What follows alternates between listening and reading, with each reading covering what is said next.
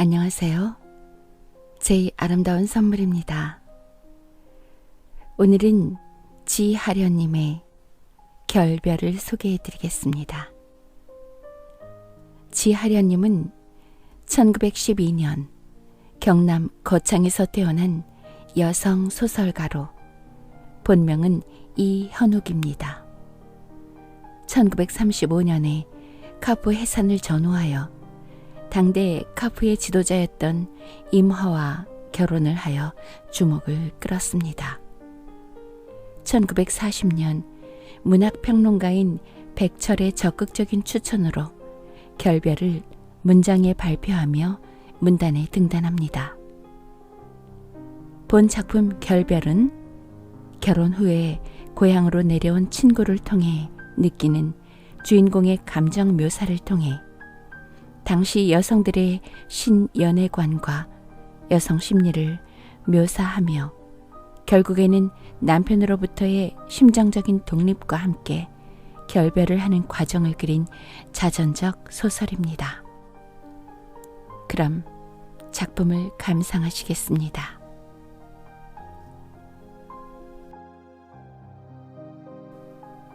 결별 지하련. 어젯밤 좀 티각거린 일도 있고 해서 그랬든지 아무튼 일부러 달게 자는 새벽잠을 깨울 멋도 없어 남편은 그냥 새벽차로 일찌감치 관평을 나가기로 했던 것이다. 형애가 눈을 떴을 때 제일 먼저 머리에 떠오르는 것은 어젯밤 다툰 일이다. 하긴 어젯밤만 해도 7원 관평은 몸속 가봐야 하겠다는 둥 무슨 이사회가 어떠니 협의회가 어떠니 하고 길게 늘어놓은 남편의 이 얘기가 그저 좀 지리했을 뿐 별것 없었다면 그도 모르겠는데 어쩐지 그게 꼭 이러니 내가 얼마나 훌륭하냐는 것처럼 대뜸 비위에 와서 걸리고 보니 형이로서도 가만히 있을 수 없어 자연 주고받는 말이란 것이 기껏 남의 일에 분주한 건 모욕이래요. 남의 일이라니 왜? 결국 내 일이지. 이렇게 나오지 않을 수 없었고 이렇게 되고 보니 딴 집으로만 났을 뿐 아직 한 집안일 뿐 아니라 큰 댁에서 둘째 아들을 더 힘 믿는 판이고 보니 하긴 남편의 말대로 짜장 그렇기도 한 것이 형애로선 더 노골스럽게 된 판에다가 여자가 아무리 영리해도 바깥일을 이해 못함 그건 좀 곤란해 하고 짐짓 딴데리에서 거드름을 부리는 것은 더 견뎌낼 수가 없어서 이래서 결국 형의 편이 관둡시다 관둬요 하고 덮어버리게 된 이것이 어젯밤 사건의 전부고 그 내용이지만 사실은 이런 따위 하잘것 없는 말을 주고받은 것뿐으로 그저 그만이어도 좋고 또 남편이 이따금 이런 데서 그 소위 거드름을 부려봐도 그리 죄될 것 없는 이를테면 아내의 단순한 트집이어서도 좋을 경우에 형에는 곧잘 정말 화를 내는 것이 병이라면 병이다. 더구나 형애로선 암만 생각해봐야 조금도 다정한 소치해서가 아닌데도 노상 정부더리는 제가 도맡아 놓고 하게 되는 결과가 노여울 뿐 아니라 항상 사태를 그렇게만 이끄는 남편의 소행이 더할 수 없이 능청맞고 괘씸할 정도다. 간밤에도 물론 이래서 잠이 든 것이지만 막상 아침에 깨고 보니 결국 또 손해본 사람은 저뿐이다.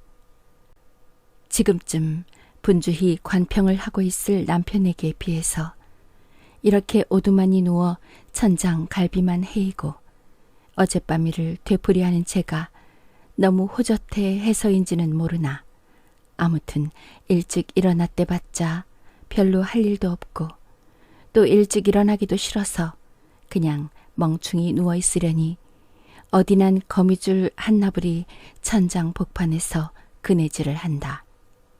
형에는 어쩐지 그곳에 몹시 마음이 쓰이려고 해서 일어나 그걸 떼버릴까 생각는 참인데 여잔 왜 관평을 하려 다니지 않을까? 하는 우스운 생각 때문에 문득 실수하려던 마음 한 귀퉁에서 별안간 야단이 난다. 그깟일 하고 발칵하는 것이다. 다음 순간 형에는 웬일일까? 내가 이렇게 비위를 잘 상오게 되는 것은 그를 대수롭게 여기지 않고 사랑하지 않기 때문이 아닐까? 하는 제법 맹랑한 생각이다. 하지만 그로서는 또 뭘 그렇게 치우쳐 다잡아 볼 것 없이 그저 남편을 사랑한다고 밖엔 도리가 없는 것이 이러지 않고는 사실 일이 너무 거창해서인지도 모른다. 정말 이래서 그는 그저 인망이 높다는 남편의 조으디 조합에는 그 눈동자가 가끔 비위를 상해 줄 뿐이라고 생각해 버리는지도 모른다. 뭘 별로 생각하는 것도 없이 그저 이러쿵 저러쿵 누웠으려니 아주머니 운말뜻에서 놀러 오시라요. 심부름하는 아이가 말을 전한다. 형에는 얼른 이불을 걷잇고 일어났다. 운말댁이라면 그저께 정희 혼인이 있은 집이고 정희는 먼 촌 신이라기보다 더 많이 여학교 때부터 절친한 동무다. 제 바람에 가볼 주제는 없었지만 아무튼 꽤 궁금하던 판이라 불이 나게 세수를 한 후 그는 서울 신랑 그 걸패 좋다는 청년을 함부로 머릿속에 넣어보면서 어느 때보다도 조심껴 화장을 했다.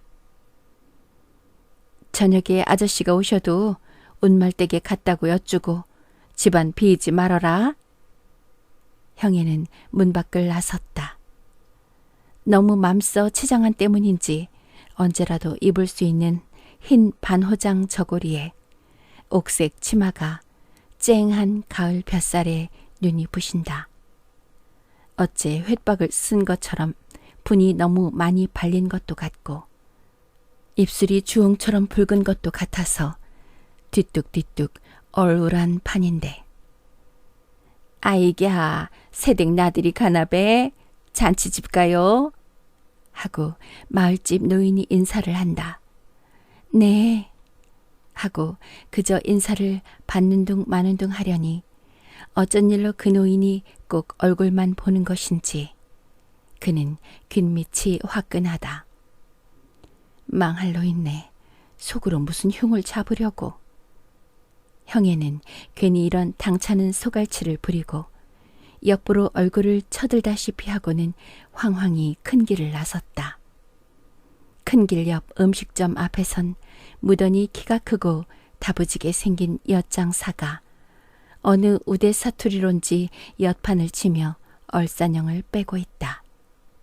그 옆에 우무릇한 애들, 손자를 앞센 노인, 뒷짐을 싣고 괜히 주춤거리는 얼주정꾼. 이렇게 숱한 사람이 서 있었다. 암만 생각해봐도 어쨌든 그 앞을 지내칠 용기가 없을상 싶어서 형에는 숫제 되돌쳐서 좁은 길을 잡았다. 좁은 길로 가면 학교 뒤 긴 담을 돌아서도 논뚝길로 큰 길 2배나 가야 하고 그보다도 길이 험해서 애써서 보투시는 보선발에 흑알이 들어가면 낭패다. 그는 네 집 사립가인지 죄 없이 하늘거리는 몹시 노란 빛깔을 한 채송화 포기를 일부러 잘근 밟으며 짜증을 냈지만 아무튼 굳이 이 길을 잡은 그 사람 됨됨을 비록 스스로 자조한다 친데도 영 갈 수 없었던 것은 의연 갈 수 없었던 것으로 어찌 할 수는 없다. 형애가 좁은 길을 거진 다 빠져나려고 했을 때다. 마침 고 삼가람길에서 그는 공교롭게도 명순이와 마주쳤다. 명순이는 몹시 호사를 하고 사내 아이도 그 남편도 이 지방에서는 잘 볼 수 없는 값진 옷들인 상 싶으다. 어디 가니? 어디 가니? 아, 나 온천에 좀 가. 대답하는 명순이는 밝고 다정한 얼굴을 해서 어느 때보다도 아름다웠다. 두 사람은 인차 해졌다.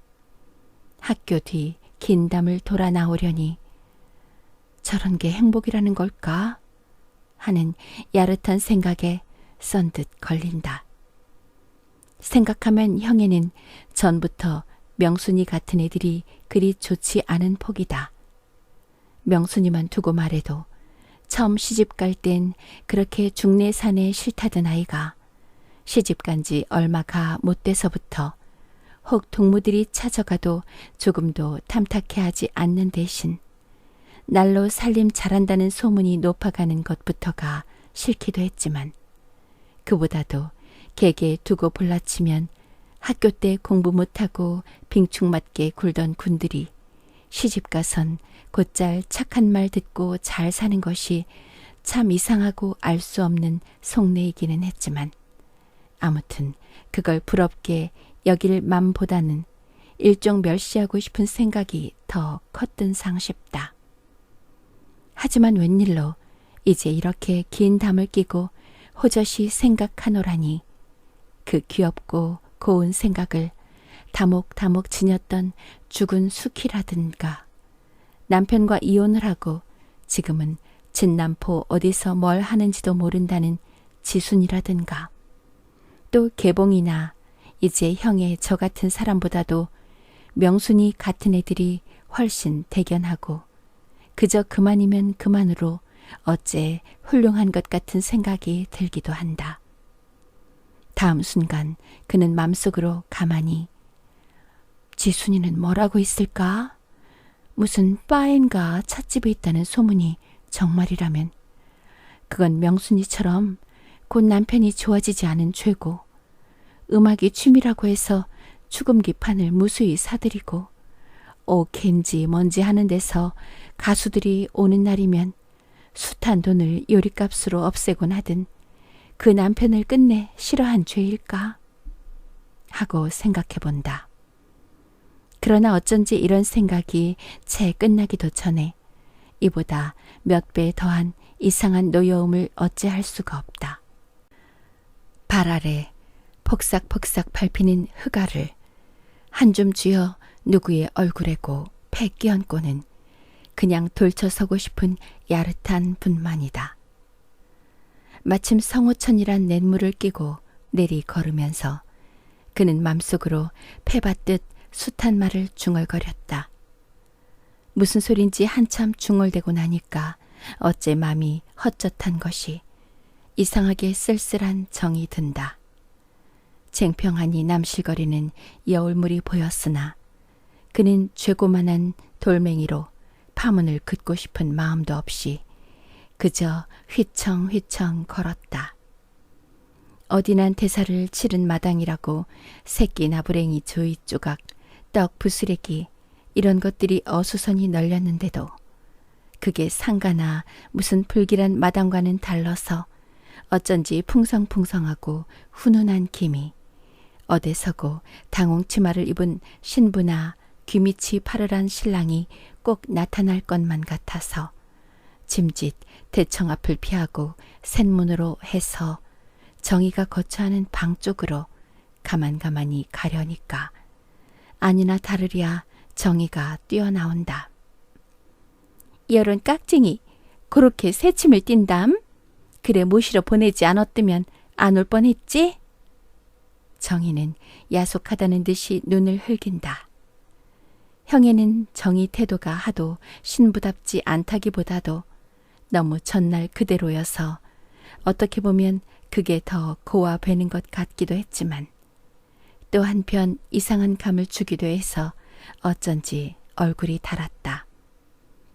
형애가 정의에게 이끌려 마루로 올라서려니 여지껏 아랫목에 앉아서 두 사람의 수작을 보고 있던 퍽 해맑게 생긴 사나이가 밖으로 나온다. 형애는 속으로 저게 뭐니 하는 이 집 사위로구나 했다. 정의는 그저 얼떨떨해 있는 형애에게 자리를 권할래 이 얘기를 건넬래 뭘 또 채려오게 하고 한참 부산하다. 예, 덥단다. 내가 왜 시집 왔니? 아랫목으로만 밀게. 형에는 도무지 적당한 말이 없어 곤란하던 차라 아랫목으로 앉힌 것을 다행으로 아무렇게나 말한 것인데 너 시집 좀 와보렴 하고 정희가 말을 받고 보니 영문 없이 또 귀밑이 확확하다. 하긴 정희의 이런 말버릇이 이제 처음도 아닌 게고 또 뭘 이대도록 무안을 탈 것도 없지만 어쩐지 그는 왼편 바람벽 쪽으로 얼굴을 돌리고 말았다. 그랬는데 하필 그곳엔 채취가 풍기도록 고대에 버섯 건 것만 같은 넥타이가 끼어진 와이셔츠며 양복이 걸려 있어 여지껏 정희가 처녀였다는 사실과 이상하게 엉클이져 그는 또 한 번 당황하지 않을 수 없었다. 그래, 얼마나 즐거우냐? 그는 급기야 애꿎은 정희를 놀리고만 셈이다. 너 1억이냐? 하는 듯이 정희는 곧 초랑초랑한 눈으로 장난꾸니처럼 잠깐 형애를 쳐다봤으나 인차 무슨 마음으론지 예, 너 서울 가서 살자느련? 하고 생글생글 웃으며 묻는 것이다. 너희 서울을 내가 못하러. 언젠가 왜 너희 신랑 서울로 취직된다더니 그거 정말이냐? 정희는 제 말을 계속한다. 쉬 갈지도 모르지만 아마 그이 혼자 가게 될 거다. 그건 또 무슨 잠이람? 그래 너희 신랑이 혼자 가서 있겠다든? 그럼 넌 혼자 가질 못해서 가려는 게로구나? 요런 내가 내 이야기를 했어? 내가 간댔어? 하고 정희가 대바질이다. 결국 형애가 예, 관둬라, 듣기 싫다 하고 말을 끊었지만 그는 정희와 오래도록 앉아서 이런 이야기를 주고 받을수록 어쩐지 마음이 수수하다. 정희의 잉어처럼 싱싱한 청춘이 말과 동작으로 되어 눌리는 것처럼 설사 그게 주책 없이 벤다고 한데도 아무튼 이상한 힘으로 압박함을 느끼지 않을 수는 없다. 형애가 한동안 그저 흥을 잃고 앉았으려니 너 내가 시집 간다니까 처음 생각이 어떻디? 하고 정희가 말을 건다. 어떻긴 뭐가 어때? 그저 가나보다 했지. 어떤 사람에게로 가나 했지? 그래, 어떤 사람에게로 갔단 말이냐? 이래서 정희는 참 그이와 알게 되던 이야기, 연애를 하던 이야기, 결혼하기까지의 실로 숱한 이 얘기를 들려준 셈이다. 형에는 정희가 은연중에 결혼을 늦게 하는 사람은 을의 의지가 강하고 이상이 높다는 자랑을 하는 것 같아서 그야 좋은 연애를 해서 결혼하는 게 가장 리상일지는 몰라도 연애라고 다 좋을 수야 있나 하고 자칫하면 불쾌해지려는 감정을 자긋이 경험하면서도 웬일인지 또 한편 부끄러운 생각이 들었다. 학교를 마치던 해 정희와 도망갈 약속을 어기던 일, 별로 마음이 내키지도 않는 것을 어머니가 몇 번 타이른다고 그냥 시집갈 궁리를 하던 일, 생각하면 아무리 제가 한 일이라도 모로 지랄 같다. 그는 역부러 사과 한쪽을 짚고 너 언제 시댁으로 가니? 해서 생각을 돌리려고 한다. 아직 잘 몰라. 정희는 왼통으로 있는 사과를 짚는다. 나 안 먹는다. 목이 마른 것 같아서. 그럼 식혜 가져오랴? 아니. 대체 나 아인 까다롭기도 해. 까다롭긴 네가 까다롭지 뭐. 내가 뭐가 까다로워? 여태 골랐으니 말이다. 못된 것 같으니라고 어디서 말재주만 뵀어? 형에는 조금도 맘에 있어 계획한 말도 아니면서 정이 말 맞다나 결국 말재주로 놀려주게 된 것이 우습고 또 어찌 미안한 생각이 들기도 해서 다시 뭐라고 말을 건네려는데 벼랑간 밖에서 떠드는 소리가 난다. 그 술상 하나 내어서 나니 서울사위를 보면 다 이른가? 그 서울사위 일이 좀 나오게 그려. 내 좀 보세 그래. 하고 정이 끝에 당숙이란 양반이 술이 거울거울해서는 익사를 부리는 판이다. 이 통에 정이가 듣다가 혹 신랑이 노여할 말이나 하지 않을까 맘이 켜지는지 그만 초조한 얼굴로 풍속이 다르니까 이해하겠지만서도 사람들이 너무 무관하게 구는 통에 불안해요. 더구나 떠드는 건 질색인데. 하고 낯빛을 어둡힌다. 아인 승겁기도 그이가 질색인데 네가 왜 하다니냐 글쎄. 그는 정이 말을 받아서 이렇게 허투루 놀리기는 했어도 정이가 어느새 이처럼 참견하려 드는 그 맘이 암만 생각해도 이상할 뿐 아니라 객저그리 많지. 정이는 반했나 보지. 제 말 맞다가 사랑하면 반하게 되나 보지. 제가 반하는 것은 남이 저한테 반하는 것보담 어떨까? 하는 우스운 생각이 드는 것이다. 너 왜 잠자고 있니? 내가 수선을 떨어 불쾌하냐? 미쳤어? 그러나 정희는 뭘 별로 더 의심하려는 기색도 없이 그저 장난감을 감춘 소년처럼 또랑또랑 형애를 쳐다보며 참 우리 인사할까? 그이하고? 하고 묻는다. 싫다 이해. 어리둥절해서 거절을 했을 때 정희는 몹시 섭섭한 얼굴을 했다. 결혼하기 전부터 이야기를 많이 했고 그때부터 소개할 것을 약속했다고 하면서 사람을 잘 이해한다는 것과 과히 인상이 나쁘지 않으리라고까지 말을 한다. 형에는 제가 거절한 것이 무엇으로 보나 정말이 못될 뿐 아니라 응당 알고도 시치미를 띤 이를테면 저보다는 깍쟁이 같은 속인 줄은 조금도 모르고 그저 안 돼 하는 정의에게 일종 죄스런 생각이 들기도 해서 그렇게 자랑이 하고 싶다면 내 인사할 테니 작작 그만두자꾸나 예. 하고 쉽사리 대답해버렸다. 두색씨가 저녁상을 받고 앉았는데 정희 어머니가 들어왔다.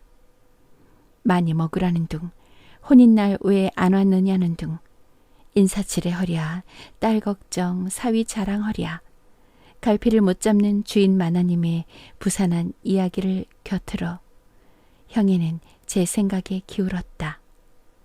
그 좀채로 웃을 것 같지 않은 모습이 제법 무심하게 별로 말도 없이 그저 인사만 하던 신랑의 태도가 어쩐지 이상한 불쾌와 더불어 괴물을 도는 맴쟁이처럼 뱅뱅 머릿속을 떠나지 않는다.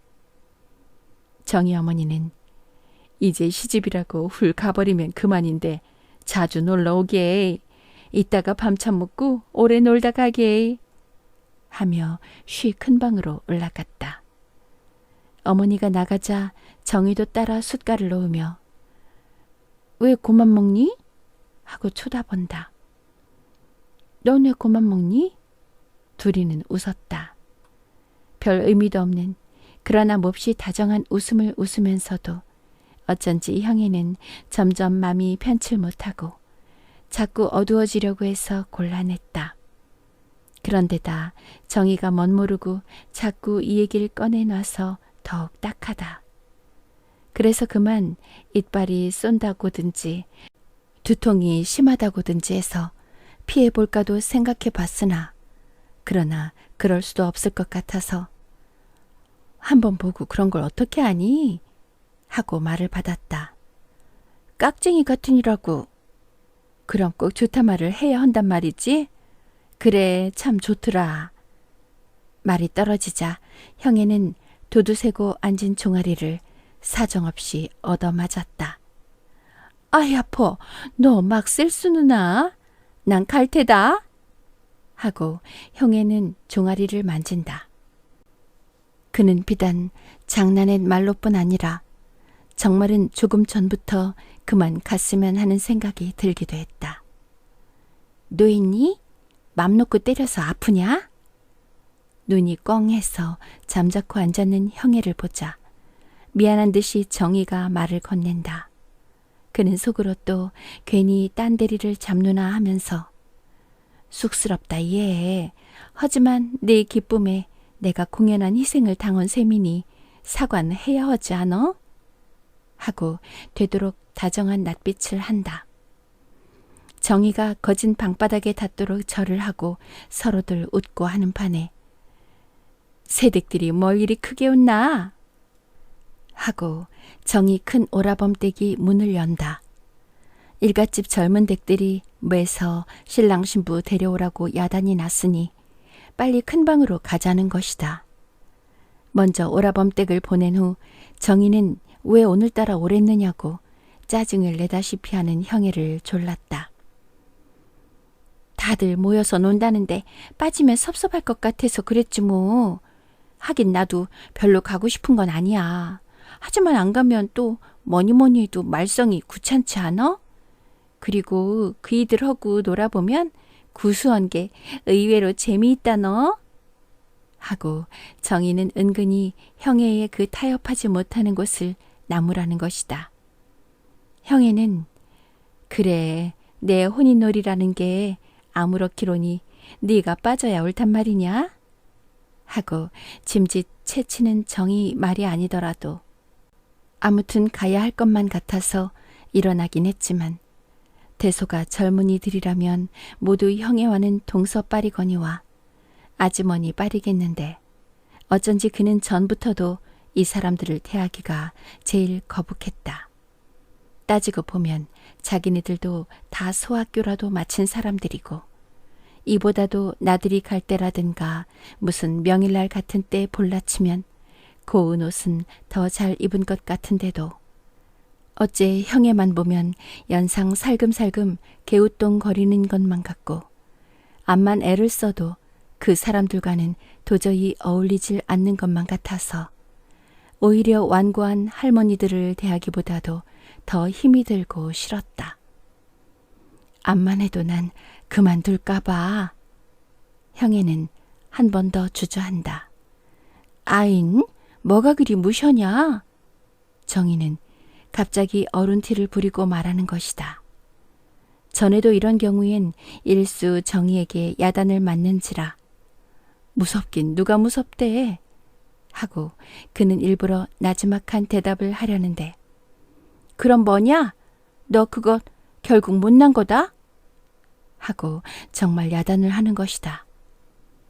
형애는 정희가 너무 욱박 지르려고만 하는 것처럼 자칫 노여운 정이 들려고도 해서 못나도 할 수 없지 뭐 하고 말해버린다.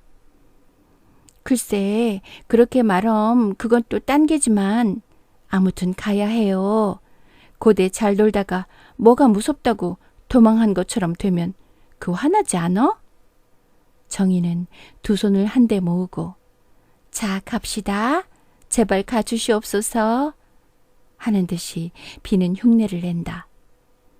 형애는 하는 수 없기도 했지만 그보다도 정말 오라버니처럼 친절한 것이 오늘따라 더 가슴에 와서 아인 극성이기도 해 하고 따라 나왔지만 축대를 내려서면서 그는 마음속으로 누구에게나 귀염을 받을 수 있는 사람, 뒷다에 갖다 놔도 사귀고 살 수 있는 사람은 결국 마음이 착한 사람이 아닐까 싶어져서 외로운 정이 들었다. 두색시가 들어서려니 야, 이 신부는 본데 일이 비싸냐? 자넨 또 언제 왔는가? 하고 형에게도 인사를 할래 모두 왁잡게 난다. 신부는 신랑 옆으로 가고 자넨 이리 오게. 그중 나이 지긋한 정이 종숙모가 농을 섞어가며 자리를 치워준다. 신부는 신랑 옆으로 가라니께 온 신식 신부도 부끄러움을 타나? 이래서 방안은 한바탕 짝을 했고 형에는 도무지 태도가 어룰해서 난감했다. 함부로 웃고 떠들 수는 세상엔 없고 그렇다고 가만히 있으려니 뭘 대단히 뽐쓰리기나 하는 것처럼 주목이 오자늘까 조바심이 난다. 하지만 사실은 이것보다도 정의와 나란히 앉은 때문인지 신랑이 자꾸만 보는 것 같아서 영 곤란했다. 이어 방 안은 한참 공론이 분분하다.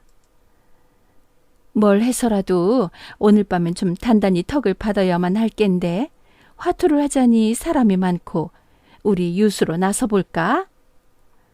장가총에 웬 유순? 아, 워낙 신식이거든. 정이 종숙모가 사람 좋게 익사를 부려서 형에도 웃었다. 어쩔꼬 신랑 편 신부 편 갈라서 판을 짤까? 그리다가 신부가 지면 어쩔라고? 그게 사 절양식 중양식이라고 아무가 진들 누가 하리? 우리는 그만 한 통만 받으면 되는 판 아닐까서? 이래서 방 안은 또 끌어올랐고 윷판은 벌어진 셈이다. 유시야! 하고 손뼉을 치기도 하고 뭐야! 모면 목에 있는 놈 개로 잡고 방으로 들거라! 이 모양으로 웬일인지 점점 신부편이 우세를 취해 가는데 형에는 다행히 신부편이어서 줌이 사뭇 버는 윷가락을 잡을 차례가 또 왔다. 자, 요번에 자넨 뭐보다도 유시나 도로에서 윷길에 있는 두 동백이 놈을 먼저 잡고 가야 하네. 형에는 어쩐지 진작부터 가슴이 두근거리고 팔이 후들후들해서 그냥 아무렇게나 던진다고 던진 것이 하필 걸로나 이미 걸길에 가 있는 신부편 말을 쓴다면 뒷길로 도에 가 있는 신랑편 말이 죽는 판이고 그 도에 가 있는 말은 또 공교롭게도 고대 막 신랑이 보내놓은 말이다. 별안간 와 소리를 치는 손뼉이 일어났다. 여지껏 별로 흥겨워하는 것 같지도 않고 굳이 승부를 다투려고도 않던 신랑이 판국이 일이 되고부터는 약간 성벽을 부려보려는 자세였으나 결국 윷길에 가 있는 신부 편 말을 놓치고 승부는 끝이 났다. 손뼉을 치랴 신랑을 놀리랴 방 안은 한참 부풀었다. 초장부터 졌으니 누가 쑥인구? 아이갸 곧은 눈썹 잡고는 말도 못한다지. 이렇게 웃고 떠드는 통에 요리상이 들어오고 신랑의 노래를 청하고 한참 신이 난다. 형에는 더운 체하고 정이와 훨씬 떨어져 문 옆으로 와 앉았다. 그랬는데도 노래는 여자가 하는 법이라고 겨냥을 정에게로 돌리려는 신랑의 눈과 그는 또 한 번 마주쳤다. 그러지 않아도 속으로 정이가 내 말을 혹시 여학교 때 이야기라도 괜찮은 말이나 하지 않았나 하는 객적은 생각 때문에 괜히 초조한 데다가 덮쳐서 잠깐 봐도 노래 잘할 분이 퍽 많은 것 같은데 처음 온 사람 대접할 겸 좀 듣게 하십시오. 하고 신랑이 말을 해서 그는 더욱 당황하다. 그랬는데 다행으로 신랑의 말이 떨어지자 저 신랑 그라남은 한양난군 아닐진가? 왜 저리도 약을 꼬? 하고 벅작건 하는 통에 형에는 겨우 곤경을 면했다. 대체로 신랑이 그리 재미있게 굴지 않는 폭인데 정희도 그저 허투루 노는 판이라 처음부터 뭐가 그리 자잘치게 재미로 올 게 없는 상뽀른데도 사람들은 그저 신랑이고 신부란 생각 때문인지 무척이나 유쾌한 모양이다. 사람들은 꼭 신랑의 노래를 들어야만 하겠는지 장가온 신랑은 본시 닭도 되고 개도 되는 법이니 못하면 달개 소리도 좋고 개소리도 좋다고 떠들어댄다. 그러나 이 통에도 샘센 아주머니라고 정이 숙모가 아이고 노래는 무슨 노래? 신랑 눈치 보니께 저녁 내 신경이 해도 노래할 것 같잖구만. 그만해도 많이 놀았을 바에 백주에 장성한 신랑 신부한테 궁뎅이 무겁다는 욕 먹지 말고 어서 먹고 일찌감치들 가세 가. 하고 익사를 부려서 사람들은 또 한판 웃었다. 해져가는 사람들 틈에 껴서 형에도 가려고 하는 것을 정희가 굳이 잡았다. 오늘 밤엔 선생으로 매실 테니 더 좀 놀다 가라 예. 하고 어리광을 피고 졸라서 그래 자별하니 선상 노릇 좀 하고 놀다 가게 그래. 하고 정희 어머니도 정희 편을 들고 모두들 웃는 통에 형에는 어쩐지 몹시 무안을 타서 얘가 괜히 자랑을 못다 해서 이러는 것이래요. 하고 말하려는 것도 그만 못하고 그냥 끌려서 정희 방으로 들어오고 말았다. 아인 처음 봤어. 이따가 어떻게 혼자 가니? 아이 무셔 쌀쌀둥이. 이쁜 눈 가지고 눈깔이 그게 뭐냐 글쎄. 누가 너더러 혼자 가래? 이따가 내 어련히 데려다 줄라고. 싫다 예. 실컷 그만두렴. 이렇게 정희가 싱글싱글 껑충대서 결국 둘이는 웃고 만 셈이다. 주위가 차차 조용해 가자 정희는 또 이 얘기를 꺼내놓는다. 예, 넌 이기는 게 좋으냐 지는 게 좋으냐? 다리를 쭉 뻗고 마주 앉아선 발끝을 요롱요롱하고 정희가 묻는 말이다. 건또 무슨 소리야? 아니, 넌 신랑언데 이기냐 지냐 말이다. 형에는 정희의 언제나 버릇으로 앞도 뒤도 없이 톡 잘라내놓는 말이라든가 어린애 같은 그 표정이 우습다기보다도 어쩐지 결국 끝에 가선 저희 신랑 얘기를 할 게다 하는 생각이 드자 이번엔 방정맞으리 많지 폭 솟구려는 웃음을 참아야 할 판이다. 이래서 형에는 간신히 짓는다는 게 너무 지나치게 점잖을 정도로 그래 난 잘 모르니 너부터 말해보렴 하고 정희를 본다. 깍정이 같으니? 그래 난 지는 게 좋다. 일부러라도 지려고 해. 어떠냐? 그럼 대우는 좋아하는 게지. 그래 좋아하기도 해. 하지만 그보다도 이기고 보면 영 쓸쓸할 것 같고 허전할 것 같아서 그런다 너. 정희는 눈썹을 째끗이 하고 아주 진실하다. 그럼 행복이란 널 위해서 준비됐게? 아이 남의 말을? 하고 정희는 때리려는 신용을 한다. 아니고 뭐냐? 좋아해서 지고 싶고 지면 만족하고 설사 그곳에 어떤 희생이 있대도 즐겨 희생하는 곳엔 고통이 없는 법 아니야? 너 왜 이렇게 막 뻐기니? 무섭다 얘 관두자. 이번엔 정희가 얻어맞을 뻔한다. 형에는 뻐기는 것까지는 좀 거짓말일지 모르나 아무튼 너무 정색한 것을 깨닫자. 그럼 너만 뻐기련? 하고 어름어름 웃으면서도 어쩐지 부끄러웠다. 정희는 아닌 게 아니라 제가 지는 것으로 해서 조금도 자존심이 상할 리 없다는 설명과 지고도 만족한다면 그 사람은 행복할지 모른다는 것을 말하면서 그 일을 오라고 해서 같이 이야기하고 놀았으면 좋겠다고 한다. 형에는 웬일인지 거의 폭발적으로 콱 터져 나오는 웃음을 참을 수가 없다. 나온 그렇대도 글쎄 누가 너희 신랑을 못 봤다고 이렇게 야단이냐 말이다.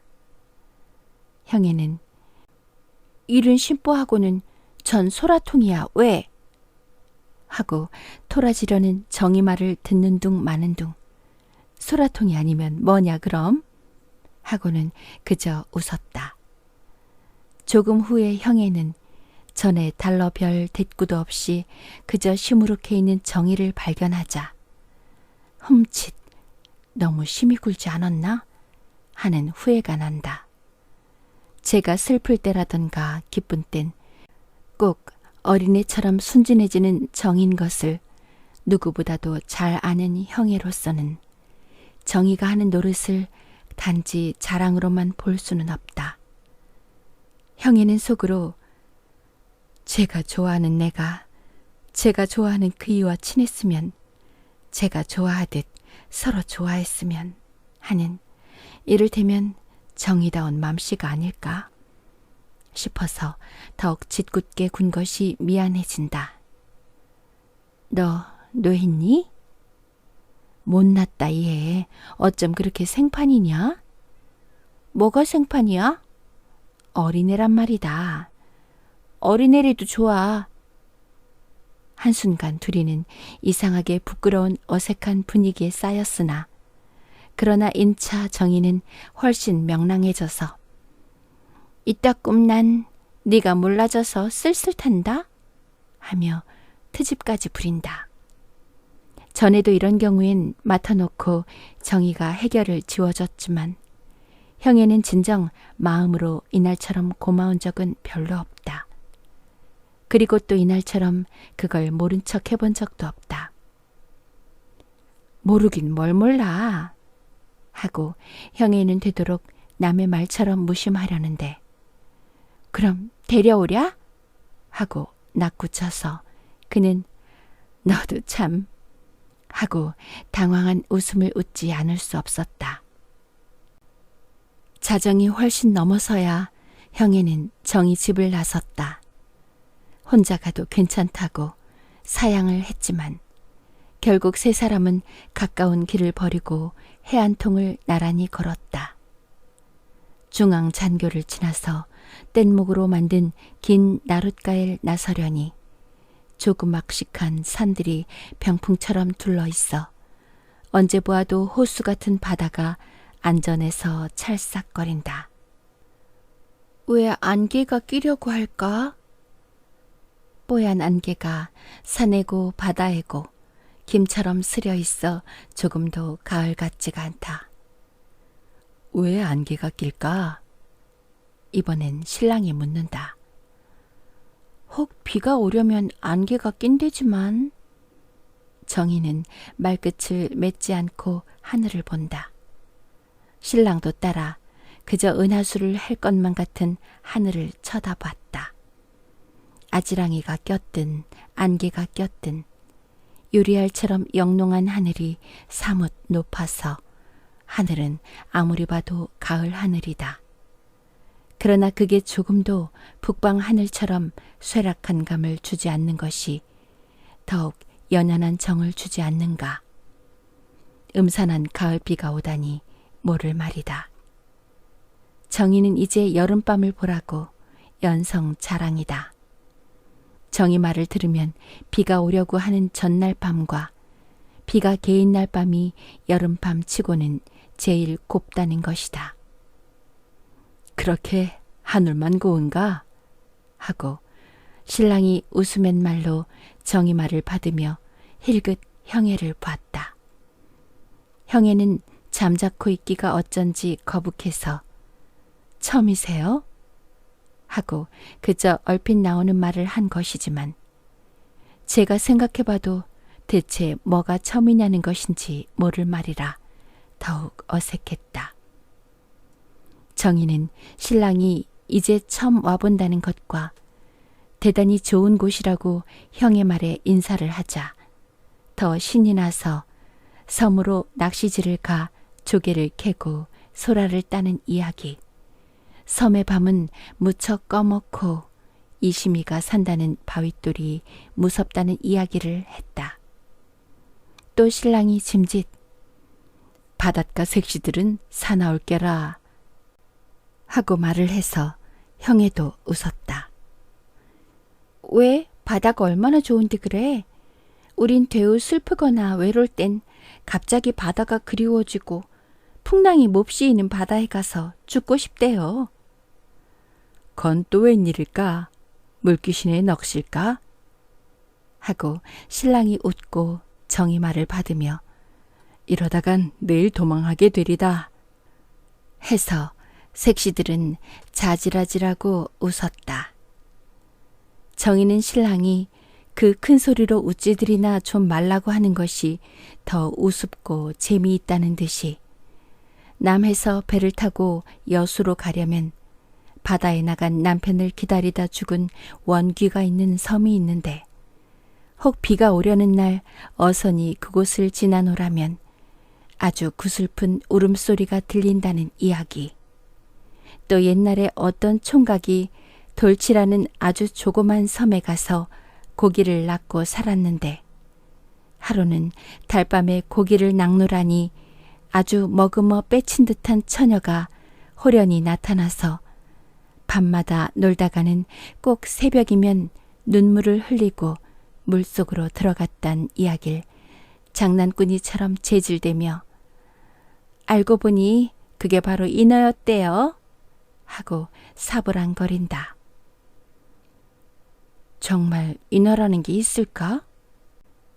형에는 싫도록 들어온 이야기지만 어째 이상한 생각이 속옷이 들어서 정이 보고 말한 것인데 그럼 있지 않고요 하고 신랑이 말을 받았다. 내 보기엔 당신네들로부터 수상한 것 같수다 하는 것처럼 색시들의 얼굴을 보며 웃는 것이다. 형에는 전에 없이 아름답고 즐거운 밤인 것을 확실히 느낄수록 어쩐지 점점 물새처럼 외로워졌다. 저와 상관되고 가까운 모든 사람이 하낱 이방인처럼 느껴지는 순간 그는 저와 가장 멀리 있고 일찍이 한 번도 사랑해 본 기억이 없는 허다한 사람을 따르려고 했다. 형에는 머리를 숙인 채 몇이나 됐을까 하고 말을 건넨다. 글쎄, 조금 후 일어나는 색시들을 따라 신랑도 일어서면서 왜들 물속으로 들어가지 않느냐고 해서 셋이는 모두 웃었다. 세 사람이 새로 된 매축지를 거진 다 돌아나려고 했을 때 어디서 길다란 기적이 아산풀에 들려왔다. 정말 날씨가 구지려나 보지? 정희가 혼잣말처럼 사분거린다. 무슨 징조로 자꾸 비가 온다는 거요? 하고 신랑이 물어서 이제 막 들리는 기적 소리가 바로 날이 구지려할 때 들린다는 것과 그게 바로 낙동강을 지나는 열차의 신호라고 정희가 설명을 한다. 형에는 이 야심하면 흔히 들을 수 있는 기적 소리가 이제 웬일로 칼날보다도 더 날카롭게 별똥보다도 더 빠르게 가슴에 오는 것인지 별 까닭도 없이 어디 논지할 곳도 없어 더 크고 깊은 억울함에 그냥 목 놓아 통곡하고 싶은 감정을 자긋이 깨물며 머리를 숙인 채 잠자코 걸었다. 세 사람이 거진 형의 집 앞까지 왔을 때 미안합니다. 괜히 이렇게 하고 형애가 그 뒷말을 몰라 하는 것을 또 뵙겠습니다 하고 신랑이 얼른 말을 받아주었다. 형애는 꼭 지쳐진 대문을 열고 들어서선 빗장을 꽂고 다시 고리를 걸었다. 남편은 벌써 돌아와서 잠이 들었던 모양으로 새도록 무슨 마을인가? 하고 제법 농을 섞은 꾸지람을 했다. 형애가 자리에 누울 때쯤에서 남편은 담배에 불을 댕구며 뭐라는 사람이래? 하고 말을 건넨다. 그냥 공부하는 사람이래요. 하고 형애가 말을 받으니까 남편은 짐짓 좀 피식이 여태 학교를 다녀? 하고 묻는다. 꼭 학교를 다녀야만 공부를 하나?